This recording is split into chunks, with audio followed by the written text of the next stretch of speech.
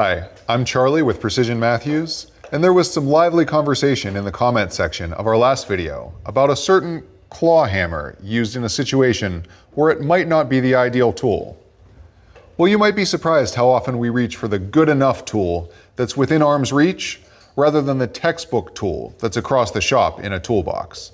I thought I'd take the opportunity today to highlight some of our favorite shop shortcuts and talk about some of the ways we use tools wrong. Let's get started. We'll start with one that's not too bad, although still not textbook tool use. That's using the tip of your caliper jaw as a scribe.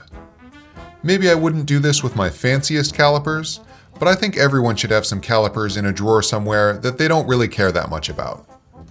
For simple layout, where you're just placing punch marks and not trying to get tight position tolerances, I think this is an acceptable way to make scribe lines.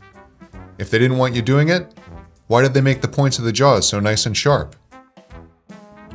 The thing that started all this was Tony using a non-textbook hammer to make a punch mark, so let's experiment.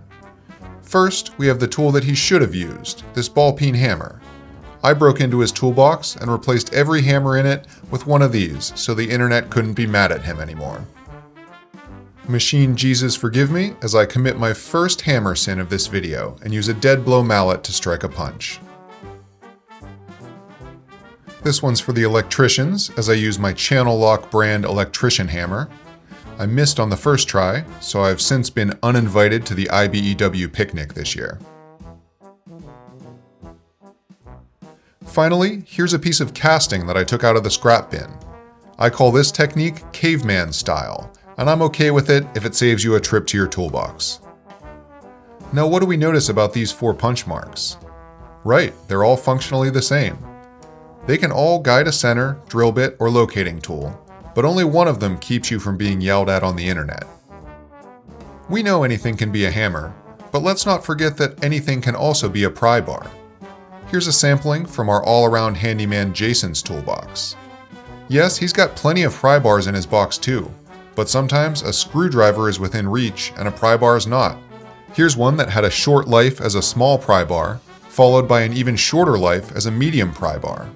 I bet it got the job done though. Of all the most common lathe tools, the parting tool is the one that seems to give the most grief.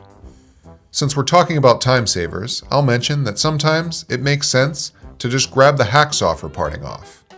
In some circumstances, you can be done parting off with the hacksaw before you would even get your parting tool set up. I will acknowledge the near universal stupid idea that comes to mind when parting off with the hacksaw. What if I saved effort by turning on the lathe and holding the saw stationary?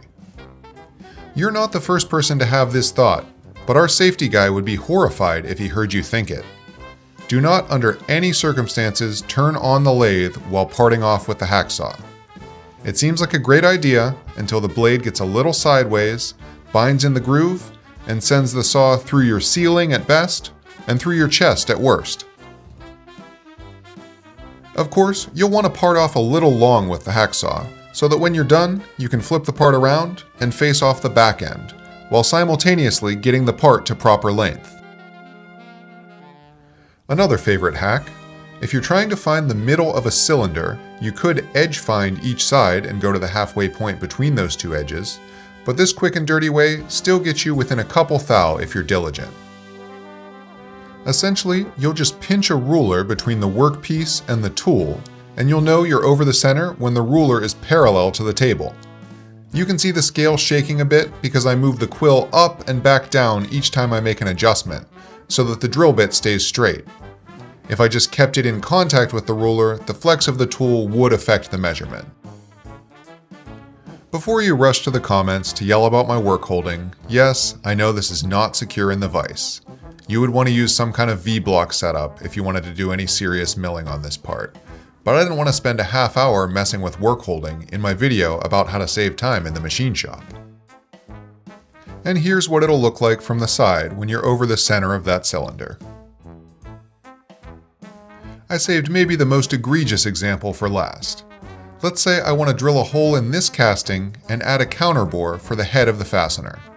I'll start with the drill bit just like normal.